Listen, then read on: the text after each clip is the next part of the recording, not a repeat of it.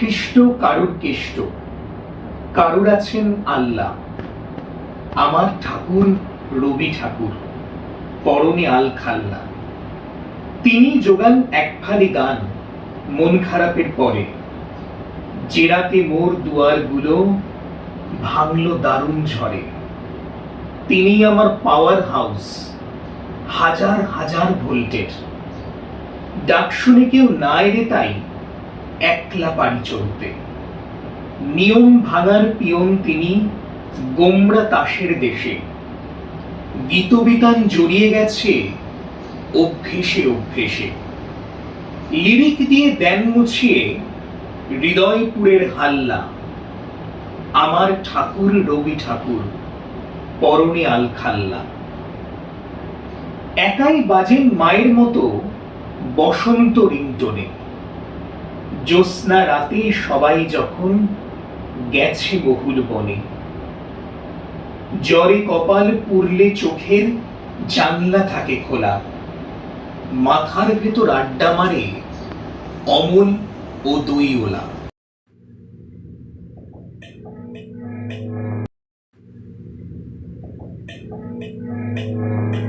বসন্ত তার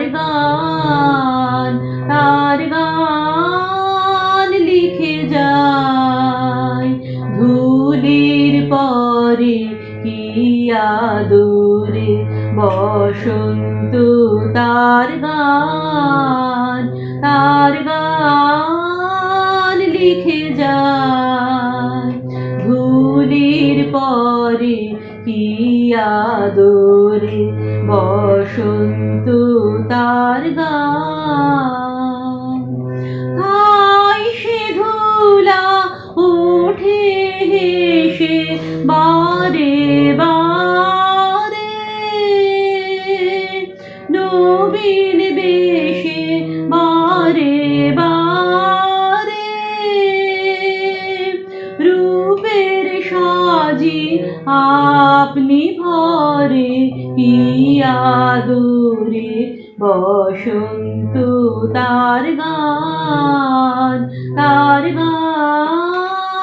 লিখে যায়। ধুলির পরে কি আদরে, বসন্ত তার গান। তর কেমনে বসিল প্রাণের উপর, কেমনে বসিল গুহার আধারে প্রভাত পাখির গান। এমনই এক বৈশাখের দিনে আমরা পেয়েছিলাম এক অমূল্য রতন। খনি থেকে উদ্ধৃত রত্নের যেমন কোনো চাকচিক্য থাকে না, তিনিও সর্বদা চেয়েছিলেন হাজার হাজার ঔজ্জ্বল্যের মাঝেও নিজেকে সাধারণ মানুষ হিসেবে তুলে ধরতে। কিন্তু যত সময় গেছে, যত বয়সের প্রলেপ করেছে, ততই তার ঔজ্জ্বলতা চারিদিক আলোকিত করে তুলেছে। হ্যাঁ, তিনি আমাদের অনন্য কবিগুরু রবীন্দ্রনাথ ঠাকুর। আমাদের প্রত্যেকটি ছন্দে ছন্দে রয়েছে এই নামটি। আমরা প্রতিদিন প্রতিক্ষণ ওনাকে স্মরণ করি। তার এমন অনেক সৃষ্টি রয়েছে যেগুলো আজও আমাদের পাঠ্য হয়ে ওঠেনি। হয়তো এইরকমই কিছু সৃষ্টি রয়ে গেছে যেগুলো তাকে শ্রেষ্ঠত্বের পথে নিয়ে যায়। তার কিছু সৃষ্টির মধ্যে থেকেই আমরা বেছে নিয়েছি এমন ছোট ছোট কিছু সৃষ্টিকে, যেগুলো আজ আমরা বিভিন্ন নাচ, গান, আবৃত্তির মাধ্যমে আপনাদের সামনে তুলে ধরব। সেরকম একটি তার অসামান্য কীর্তির মধ্যে দিয়ে এখন আসছে একটি গান, সবার খুব চেনা, সবার খুব পরিচিত। সেরকমই একটি নাচের মাধ্যমে সেটা এখন আপনাদের সামনে তুলে ধরবে অনিন্দিতা বিশ্বাস।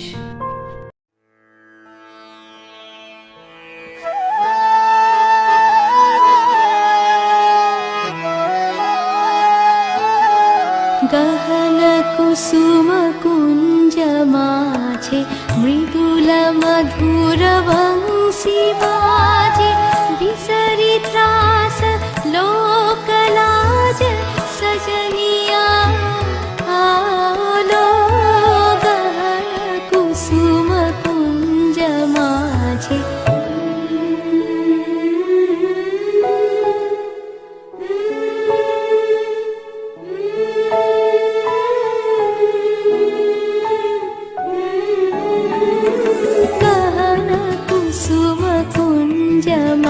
মাঝে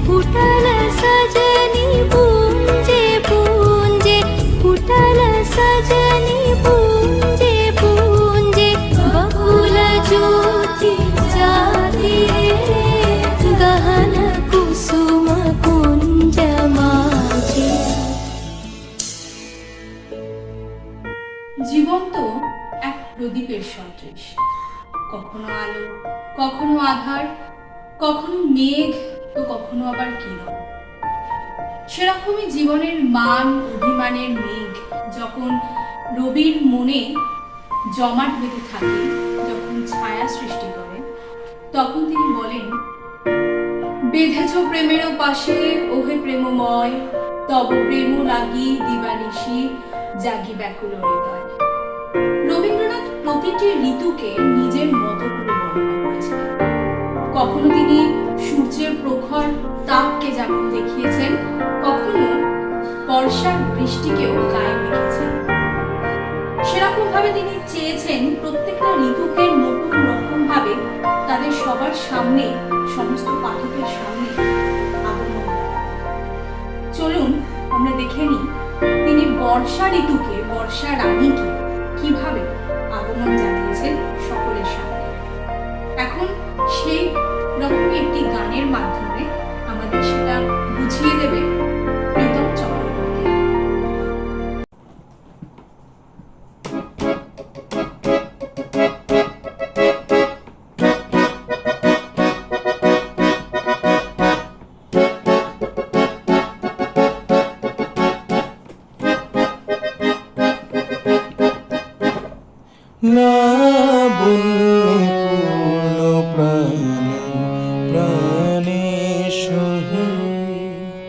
একিলা বুন্নি পূর্ণ প্রাণ প্রাণে সোহে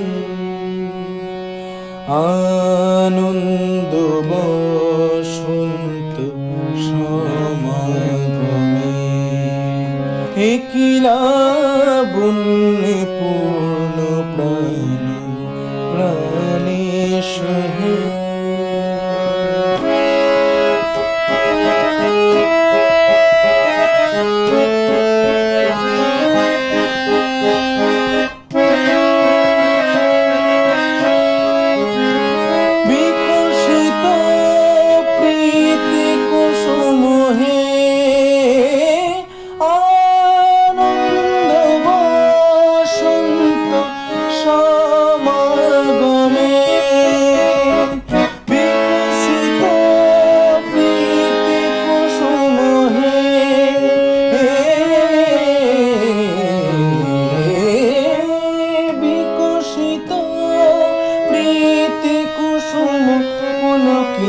চিত কাননে কিলা বুন্নে পূর্ণ প্রাণ প্রাণে সোহে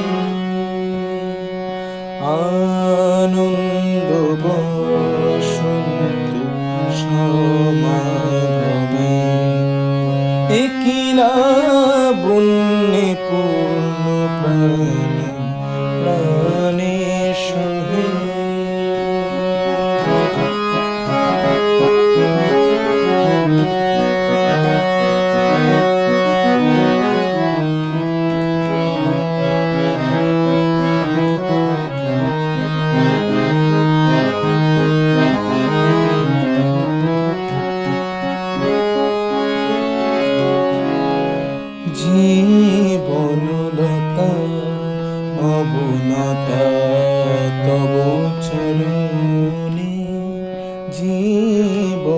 লতা বনতা তবু চরণে হর্ষ গীত উচ্ছ্বসিত আনন্দ বসন্ত সমাগমে হর্ষ গীত উচ্ছ্বসিত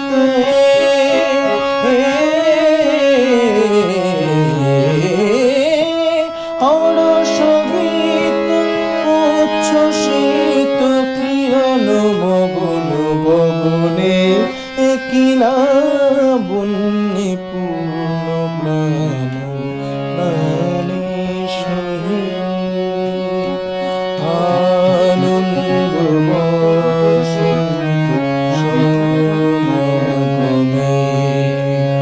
কিলা বন্যে পূর্ণ প্রাণ প্রাণে সহে।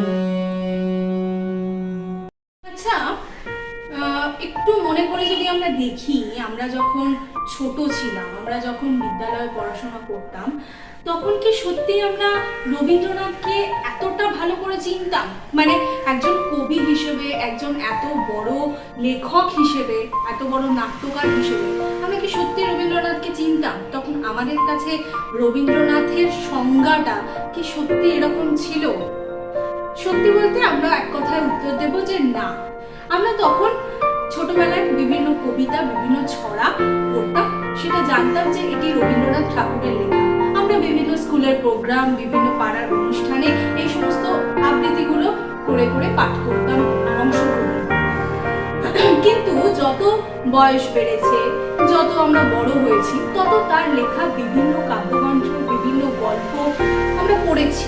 আমরা রবীন্দ্রনাথকে আস্তে আস্তে জানতে শিখেছি। রবীন্দ্রনাথ কি, রবীন্দ্রনাথ মানুষটা কিরকম সেটা আমরা জানতে শিখেছি। তার বাড়ির পরিবেশ কিরকম ছিল সেটাও আমরা জেনেছি তার গল্পগুচ্ছ থেকে। তো এরকমই রবীন্দ্রনাথের জীবনের প্রত্যেকটি ওঠাপড়া, প্রত্যেকটি মুহূর্ত তিনি তার লেখনীর মাধ্যমে ফুটিয়ে রেখে গেছেন। তিনি নিজেকে অমর করে রেখে গেছেন তার প্রত্যেকটি পাতায় পাতায়। তো এরকমই যৌবনে যখন তিনি উত্থিত হলেন, তখন এই সমস্ত ঘন মেঘের যে আলোয়ান তার জীবনে আড়াল করেছিল, সেটা সত্যি বলতে সেই সময়ের যৌবনের তপ্ত রবীন্দ্রনাথকে কিন্তু ঢেকে রাখতে পারে। এই ঘন মেঘের আলোয়ান তখন নেমে এসেছে শ্রাবণের ধারার মতো তার সঙ্গে। এখন আমরা যে প্রদর্শনটা আপনাদের সামনে করতে চলেছি, সেটা সেরকমই একটি ব্যবস্থা যে কিভাবে তিনি মেঘকে, কিভাবে তিনি এই মেঘের আলোয়ানকে নিজের সঙ্গী করে নিয়েছেন, সেটি এখন আমাদের নৃত্যের মাধ্যমে করে দেখাবে আমারই এক সহপাঠী দেবলীনা বন্দ্যোপাধ্যায়।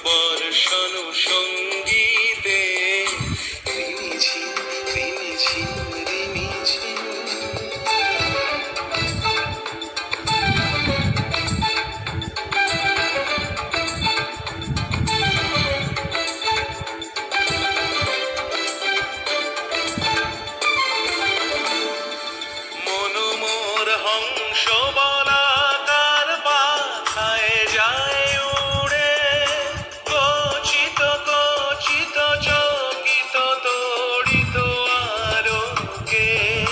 মনোমোর হংস বলাকার পাখায় যায় উড়ে, কচিত কচিত চকিত তড়িত আলোকে। ঝনঝন মঞ্জির বাজায় ঝঞ্ঝা রুদ্র আনন্দে, কল কল কল মন্ত্রে নির্ঝরিণী ডাক দেয় প্রলয় আহ্বানে। মনোমোর মেঘের সঙ্গী উড়ে চলে দিক দিগন্তের পানে, নিঃসীম শূন্যে শ্রাবণ বর্ষণ সঙ্গীতে। রিমিঝিম রিমিঝিম রিমিঝিম।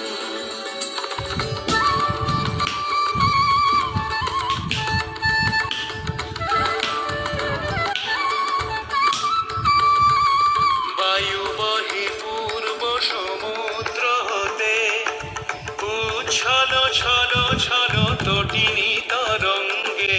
বায়ু বহে পূর্ব সমুদ্র হতে, উচ্ছল ছল ছল তটিনী তরঙ্গে।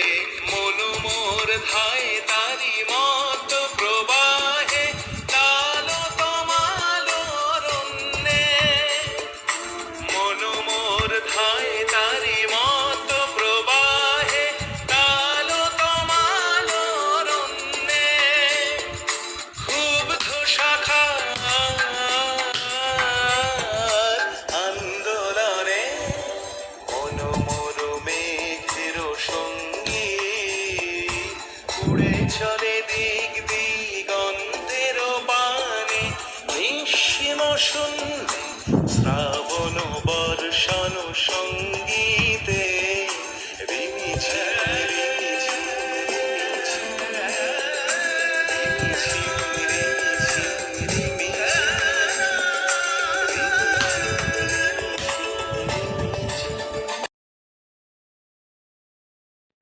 আচ্ছা, আমরা কি কখনো ভেবে দেখেছি যে রবীন্দ্রনাথ কেন এত মহান, কেন তিনি সবার কাছে কবি গুরু? কখনো তো আমরা সেরকম ভাবে ভেবে দেখিনি। যদি একটু ভাবি, একটু যদি মনে করি তার আজকের এই জন্মতিথিতে আমরা যে অনুষ্ঠানটা করছি, এখানে যে বিভিন্ন রকমের নাচ গান আমরা সবার সামনে করে দেখাচ্ছি, যে প্রদর্শন করছি, তো কেন কেন হঠাৎ করে এত তার প্রতি শ্রদ্ধা জানানোর কারণটা কি? তিনি এই শ্রদ্ধা, এই সম্মান সত্যি তার জন্য। তার কারণ হচ্ছে তিনি সাধারণ মানুষকে সাধারণ মানুষের মতো করে দেখতে শিখিয়েছেন। তিনি যখন যাদের জন্য যা কিছু করেছেন, তিনি কিন্তু তাদের একজন হয়েই সেই কবিতা বা সেই গল্প লিখেছেন। তিনি ছোটদের জন্য যখন বিভিন্ন ছড়া লিখেছেন, তখন তিনি ছোটদের মতোই হয়ে গেছেন, তখন তিনি আমাদের কাছে ছোট্ট রবি।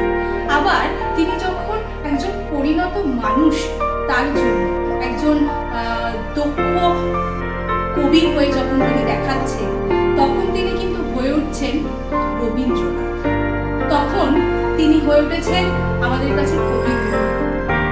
তো জীবনের বিভিন্ন রং বেরঙের খেলা তিনি দেখিয়েছেন আমাদের সামনে, তিনি তুলে ধরেছেন প্রত্যেকটা মুহূর্ত কিরকম কিরকম ভাবে তিনি পার করে এসেছেন। কখনো তার জীবনে যেমন এসেছে আলো আঁধারের খেলা, আবার কখনো তিনি বিভিন্ন ঋতুর সাথে নিজের জীবনকে তুলে ধরেছেন। আমরা আগেই দেখেছি তিনি কিভাবে বর্ষাকে আগমন জানিয়েছেন। তো এখন যেটি দেখার সেটা হচ্ছে যে তিনি তো তার জীবনে তো অনেক অনেক মানুষ এসেছে, অনেক মানুষ তার জীবনের প্রত্যেকটা পর্যায়ে এসে পৌঁছেছে, আবার তারা চলেও গেছে। কারণ আমরা জানি কোনো মানুষই স্থিতি নয়, তাদের একটা না একটা সময় যেতেই হয়। তিনি সেইভাবে বারবার আক্ষেপ জানিয়েছেন কেন তিনি তাদের দেখা পান না, সর্বদা কেন দেখা পান না। আবার তিনি কখনো তাদের সাথে কাটানো অনেক অনেক স্মৃতি রোমন্থন করেছেন তার প্রত্যেকটি লাইনে, প্রত্যেকটি কবিতায়, ছন্দে ছন্দে। তো এখন দেখি তিনি এরকমই একটি স্মৃতি কিভাবে আমাদের সামনে তুলে ধরেছেন একটি কবিতার মাধ্যমে, একটি আবৃত্তির মাধ্যমে, সেটা এখন আমাদের সামনে তুলে ধরবে। সেটা হচ্ছে অংশু মিত্রা পাল, আমারই এক সহপাঠী, আমার খুব ভালো বন্ধু, সেও তুলে ধরবে এটি। দেখা যাক। কবিগুরু রবীন্দ্রনাথ ঠাকুর রচিত হঠাৎ দেখা। রেলগাড়ির কামরায় হঠাৎ দেখা, ভাবিনি সম্ভব হবে কোনোদিন। আগে ওকে বারবার দেখেছি লাল রঙের শাড়িতে, ডালিম ফুলের মতো রাঙা। আজ পরেছে কালো রেশমের কাপড়, আঁচল তুলেছে মাথায়, দোলন চাপার মতো চিকন গৌর মুখখানি ঘিরে।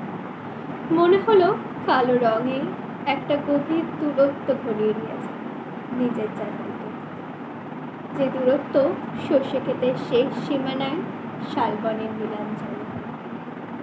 থমকে গেল আমার সমস্ত মনটা, চেনা লোককে দেখলেন অচেনার ঘর। হঠাৎ খবরের কাগজ ফেলে দিয়ে আমাকে করলে নমস্কার, সমাজবিধির পথ গেল খুলে। আলাপ করলেন শুরু, কেমন আছো, কেমন চলছে সংসার ইত্যাদি। সে রইল জানলার বাইরের দিকে চেয়ে, যেন কাছের দিনের ছোঁয়াচ পার হওয়া চাহনিতে। দিলে অত্যন্ত ছোট দুটো একটা জবাব, কোনোটা বা দিলেই না, বুঝিয়ে দিলে হাতের অস্থিরতায় কেন এসব কথা, এর চেয়ে অনেক ভালো চুপ করে থাকা। আমি ছিলাম অন্য বেঞ্চিতে ওর সাথীদের সঙ্গে। এক সময় আঙুল নেড়ে জানালে কাছে আসতে, মনে হলো কম সাহস নয়। বসলো মোর এক বেঞ্চিতে।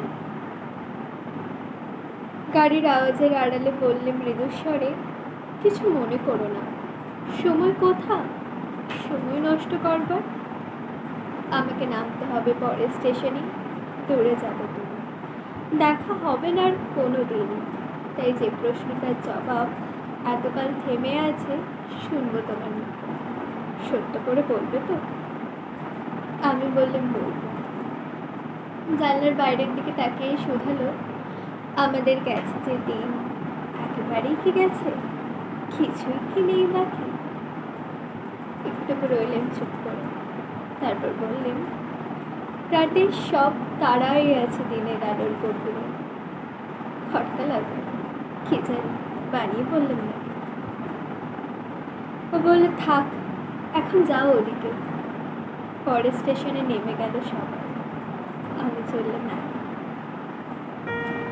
আমাদের প্রত্যেকের জীবনেই কোনো না কোনো প্রিয় মানুষ থাকেন, কিছু কাছের মানুষ থাকেন, কিন্তু জীবনের গতির ধারায় তারা কোনো না কোনো একদিন আমাদের ছেড়ে চলে যান।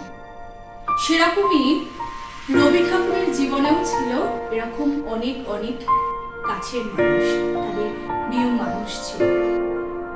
তাদেরকে তিনি হারিয়েছেন বারবার। তিনি এই বিচ্ছেদ শোক পেয়েছেন তার জীবনে অনেকবার। তিনি তার মধ্যে থেকেও যখনই ঘুরে দাঁড়ানোর চেষ্টা করেছেন, তখন পেয়েছেন আরো আরো অনেক শোক। তিনি পেয়েছেন শুধুই বিচ্ছেদ বেদনা। এই সমস্ত বেদনার মাঝেও তিনি তার জীবনকে এগিয়ে নিয়ে যাওয়ার জন্য ডাক দিয়েছেন, মরণে মরণে আলিঙ্গন, ওরে মাঝি পথ চিরে চিরে, নতুন সমুদ্রে তীরে তরি নিয়ে দিতে হবে পারি, ডাকিছে কান্নারে। এরকম ভাবে নিজের জীবনে নিজেকে এগিয়ে নিয়ে যাওয়ার জন্য, নিজেই নিজেকে অনুপ্রেরণা দেওয়ার জন্য বিভিন্ন রকমের লাইন তিনি তুলে ধরেছেন। আমরাও পেয়েছি এক এক রকম এক একটি সুন্দর সুন্দর সৃষ্টি। যখনই তিনি চেয়েছেন একটু একাকিত্ব, একটু একা এই সমস্ত বেদনাগুলোকে নিজের মধ্যে আত্মীকরণ করতে, তখনই তার মনে হয়েছে যে সত্যি তো তিনি তো পুরুষ মানুষ, পুরুষ মানুষের শক্তি হয়তো মন ভাঙতে নেই, চোখে জল আসতে, এটা দেখাতে নেই যে তাদেরও একটি মন বলে বস্তু আছে। এরকম কষ্টের মাঝে থেকেও রবীন্দ্রনাথ এমন একজন মানুষ যিনি লিখেছেন, তুমি সুখ যদি নাহি পাও, যাও সুখের সন্ধানে যাও। আমি তোমারে পেয়েছি হৃদয় মাঝে, আর কিছু নাহি চাইব। জীবনের এই ওঠা পড়া, জীবনের এই ঋতু পরিবর্তন তিনি বারবার দেখেছেন। তার জীবনে কখনো এসেছে গ্রীষ্ম, কখনো বর্ষা, কখনো শীত, তো আবার কখনো বসন্ত। হ্যাঁ, বসন্ত বলতেই আমাদের যেটা মাথায় আসে বা মনে আসে সেটা হলো পলাশ রাঙা লাল মাটির পথ। তিনি সেই লাল মাটির সৌন্দর্য, তিনি সেই পলাশের সৌন্দর্যকে বারবার বিভিন্ন রকমভাবে আমাদের সামনে তুলে ধরেছেন। তিনি আনন্দের দোল উৎসব পালন করতেন শান্তিনিকেতনে, যেটি এখনো প্রথা মেনে, হয়তো না কিন্তু তাও চলছে। সেই তার রীতি, তাকে স্মরণে রাখার জন্যই আমরা সেই ধরনের দোল উৎসব দেখে থাকি শান্তিনিকেতনে। তিনি বারবার বলেছেন যে রং শুধু প্রকৃতির না, রং আমাদের মনের, মনটা রঙিন করে রাখতে বলেছেন। তিনি সর্বদা নিজেকে রঙিন মানুষ হিসেবে দেখিয়েছেন। সেই জন্যই হয়তো রবীন্দ্রনাথ আমাদের কাছে আজও একজন শ্রেষ্ঠ মানুষ, একজন শ্রেষ্ঠ কবি। বসন্ত মানে প্রকৃতির রঙে নিজেকে রাঙিয়ে নেওয়া। বসন্ত মানে আকাশে বাতাসে হাসি খেলা করা। বসন্ত মানে রবি ঠাকুরের গানে নিজের মনকে ভরিয়ে তোলা। সেরকমই একটি গানের মাধ্যমে আমাদের সামনে এখন আসবে আরেকজন সহপাঠী, সে এখন একটি গান শোনাবে।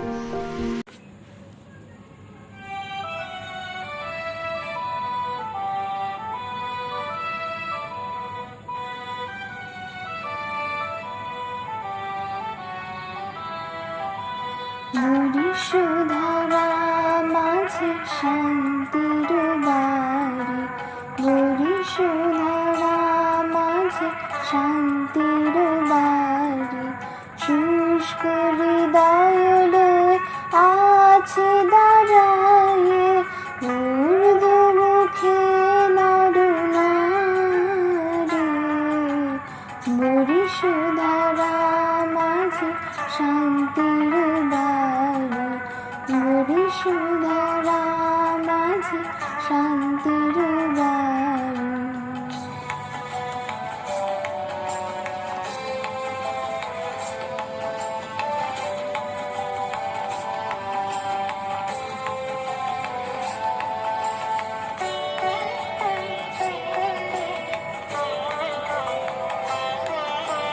না থাকে অন্ধকার, না থাকে মোহ পাপ, না থাকে শোক পরিতাপ। না থাকে অন্ধকার, না থাকে মোহ পাপ, না থাকে শোক পরিতাপ। হৃদয় বিমল হোক, প্রাণ সবল হোক, বিঘ্ন দাও অপসারে। বরিশধারা মাঝে শান্তির বাড়ি। তো এই ছিল আজকের মতো আমাদের আপনাদের সামনে রবি ঠাকুরকে স্মরণ করে কিছু ছোট ছোট নিদর্শন, যেগুলো আমরা আমাদের বারাসাত গভর্নমেন্ট কলেজে পিজি ডিপার্টমেন্টের জুলজি আমরা কিছু আপনাদের সামনে তুলে ধরলাম। হ্যাঁ, আমরা কেউ পেশাদারি গান, নাচ বা আবৃত্তি করি না, তাই কিছু যদি ভুল ত্রুটি হয়ে থাকে তাহলে আপনারা ক্ষমা করবেন। আর আমরা বর্তমানে যে পরিস্থিতির মধ্যে দিয়ে যাচ্ছি, এই কোভিড সিচুয়েশনে আমরা চাইব যে যদি আমরা রবীন্দ্রনাথের এই অনুপ্রেরণাকে মনে নিয়ে এগিয়ে যাই, তার মতো করে আমরা কান্নারির ডাক দিয়ে যদি বলি যে আমার গেছে যে দিন, সে কি একেবারেই গেছে? রাতের সব তারা আছে দিনের আলোর গভীরে। তো সেই সমস্ত তারাদের দিনের আলোর মধ্যে থেকে বেরিয়ে আসার সময় দিয়ে যদি আমরা অপেক্ষা করি, অবশ্যই এটা আমরা বলতে পারি যে ভালো দিন একদিন না একদিন আসবে। এই পরিস্থিতিকে আমরা অবশ্যই কাটিয়ে উঠতে পারবো। আমরা এই বছর এর আগের বছরেও এইভাবেই রবীন্দ্র জয়ন্তী আমরা নিজেদের বাড়িতে থেকে পালন করেছি।